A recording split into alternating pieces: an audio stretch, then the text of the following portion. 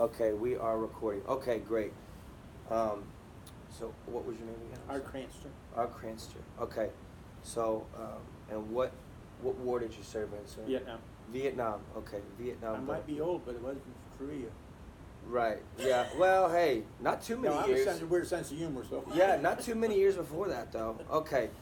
So I got these questions. Okay. So, why did you think you were fighting in Vietnam? Why? Yeah. Actually, we weren't quite sure, except that we were trying to, I felt, was trying to make a civilization like the United States. You know, Yeah. we're torturing kids and all that stuff we hear. And so at 17, I just go because they told me to go. Yeah. Hey, I hear that. You know, because they're saying, mine's not the question why, mine is the do. Right. Yeah. What? Okay. So, with that, when you got there, what did kind of your superiors, did they tell you like, hey, this is what we're doing, this is why we're doing it, you know? Well, I was more in support when Okay. I first went into. Mhm. First of all, I got my draft notice in Vietnam. Okay. So you were drafted. Okay. No, I joined. I got my draft notice in Oh, you Vietnam. got. Oh, okay. But I was a steward when I first got there and unloaded ships, and we were helping supply the supplies to the guys in the field and all over the area. I was stationed out of Cam Ranh Bay. Okay. And then from there, I got transferred to the Army Navy and the Army LCU, so I did that the rest of my tour. And how was that? I liked it. As a 13-man crew, we only got shot at once or twice, and that was it. I mean, I had an easy tour compared to a lot of. Yeah. Okay. So. Okay, so you were over there. What were the living conditions like when you were over there? When I first got to Vietnam, we lived in a tent city, cement block with a tent. And then when I got transferred in a boat unit, I was living on a boat with a 13-man crew. How was that, living on the boat? And then we had our own cook.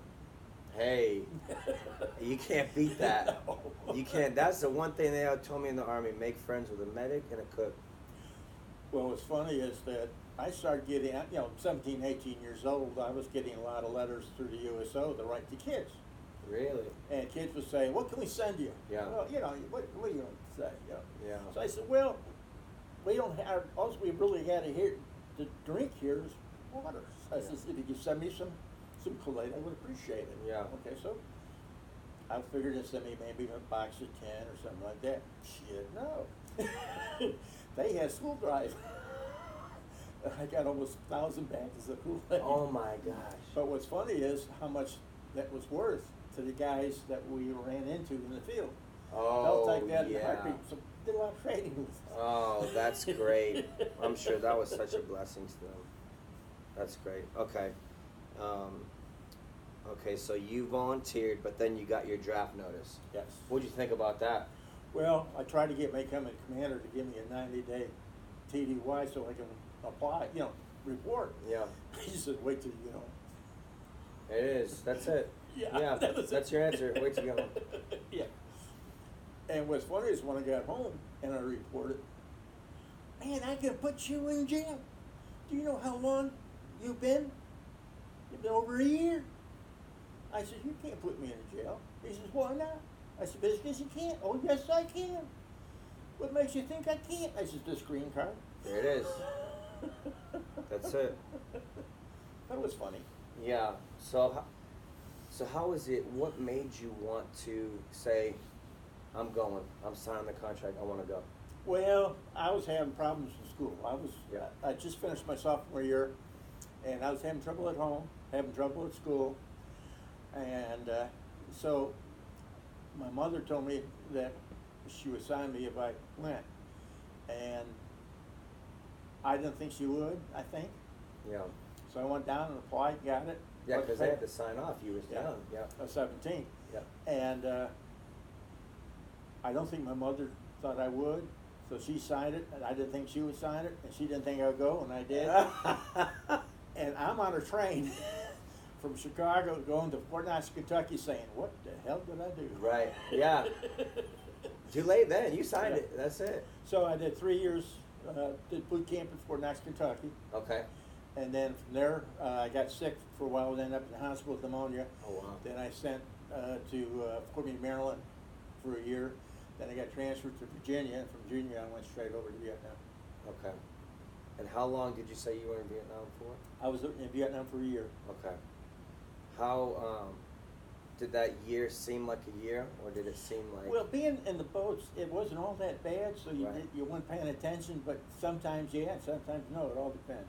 Yeah. Well, I mean, you gotta go through something that's kind of like, is this ever gonna end? Well, when you first get there, we didn't know that much about Cameron Bay, and we landed at the Air Force Base there, and we weren't told there was a secure base. And when they have all this training before you go, like watch over barbed wire and all Yeah, that stuff, right. Yeah. and they load us up on a truck getting out of a plane with no ammo. And I go, okay, do we throw it?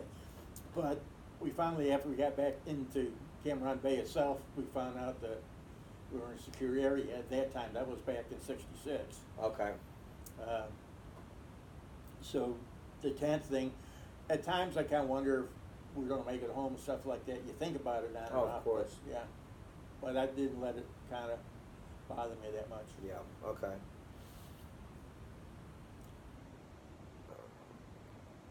Oh no.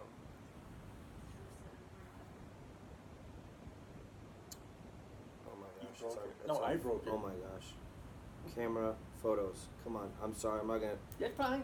I'm sorry. Photos. Camera roll. You- There it is. Okay. Got it. Got it. Okay. Don't do that again. Okay. Okay. We're living. Okay. Here we go. Coming home. Coming home, Yeah. I had no problem at the airport. Partly they could be because Chicago had the biggest blizzard in '67. Oh wow. Okay. But I didn't. My brother had more problems than I did. I did not have anybody really give me a hard time, and even when I reported to the draft board, there was only one guy trying to get me to burn my draft card. Really. But that was it. I did not have the problems. But again, I was in the earlier years of the Vietnam War too. Right. Yeah. So, from my studies, it seems like 69 to 71 was Was the really. heaviest. Yeah, that's when like people were spit on, right? I mean, I've heard. I don't Yeah. know, you know. So you said your brother though. Your Yeah, brother he- had a hard time. Yeah, What happened there? He was a big red one, and Oh, yeah. yeah, and he become her. Well, he was lucky. Everybody in his unit came back alive. Wow. Yeah. His first 6 months was on the field was big red one, and then for some reason or other, which I still have trouble believing, they made an English teacher out of him for Vietnamese. Really? Wow. And I can't. That's unique though. Dang. Oh yeah. Wow. Yeah. So the rest of his 6 months was inside. Yeah. Okay.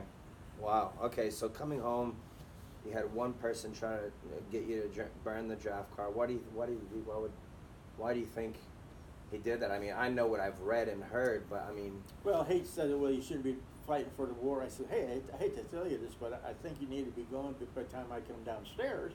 Yeah. He goes, what do you mean? I says, I just came back. Yeah. Right. Yeah. So, It's kind of like it's over and it's been there and done that. Don't say anything bad Yeah. about it. Yeah. Absolutely. I understand that. Absolutely. Okay. So do you think? I mean, because I know a year over there is a long time. It's totally different. Atmosphere, living conditions, attitude, persona, everything is different. So when you come home, you had to adjust back to, hey, I can't just kind of do whatever I want anymore. Yeah. There's rules and regulations. Yeah. There's rules and you know, laws. there's rules in the army too. Well, I mean, it depends. You know, in the States there were, but not really deployed. There's really no rules. So did you have trouble adjusting? At first, as far as finding work, because I Yeah. wasn't sure what I was going Yeah. to do. Yep. But then it was only 9 days later I turned around and joined the Air Force, so that took care of having That's to find right. work. That's right. Yeah. I went in the Air Force as a staff sergeant. You couldn't get enough. Well, you know, food was good, especially Yeah. through the Air Force. Hey. I went in at 118 pounds, came out of the Air Force at 318.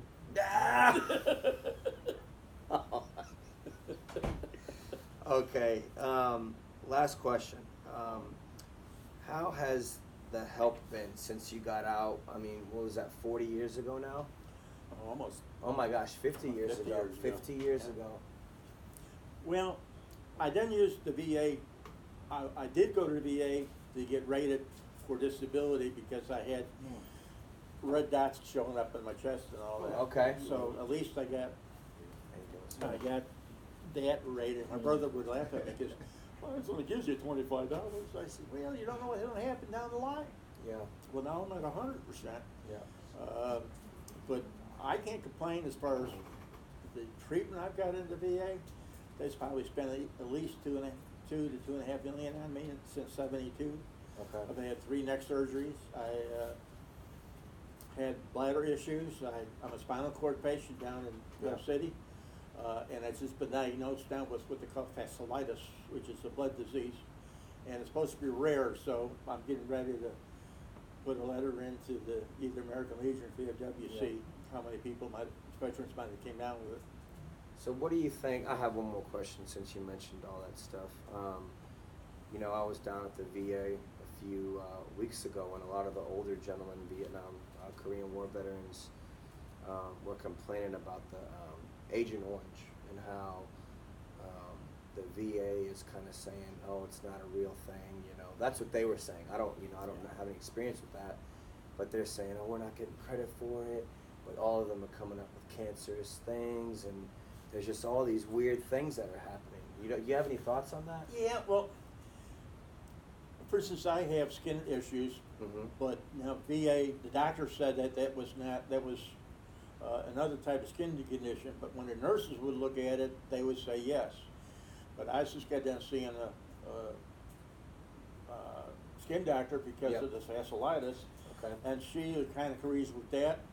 But the vasculitis, they have no idea what causes it in that. So my question is, right? Because I used to unload the stuff, but when you see the guys that usually get really bad with Agent Orange, within usually a year or 2 years, they're going to come down with cancer pretty quick. Really? As far as I know. That quick? Yeah.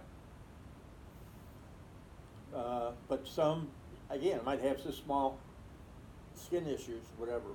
Yeah. But since they still, the biggest problem a lot of guys have is they want to go to the specialty clinic, which is good, except that sometimes specialty clinics don't have all the doctors they need. So when I go to one of those clinics, I know that I'm going to be there for maybe 20 minutes. I could be there 3 hours. So I plan it.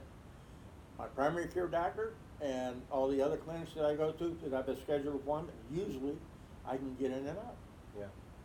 Right now, I have the Gold Team at the VA, and I can be on a walk-in. I can be in and out, see my doctor, get my medication, and I'd be out of there within about half an hour, 45 minutes. Great. So That's great. Okay, I guess that's it. Do you have any questions or any other comments? Thank you for your service. Thank you. No, thank you for your service. I do appreciate that. Okay, video is complete.